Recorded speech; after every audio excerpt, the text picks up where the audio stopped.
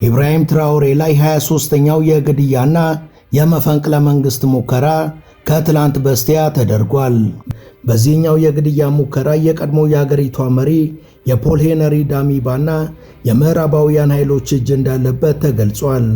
በ36 ወራት ውስጥ 22ኛው የሆነው ይህ መፈንቅለ መንግስት እስከዛሬ ትራኦሬ ላይ ከተቃጡ አደገኛ የግድያ ሙከራዎች መሃል አንዱ ነው ተብሏል።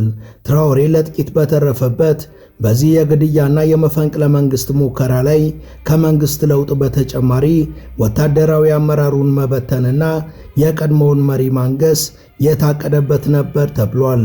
ይህን ተከትሎም በቡርኪና ፋሶ የህዝቡ ቁጣ ይሏል።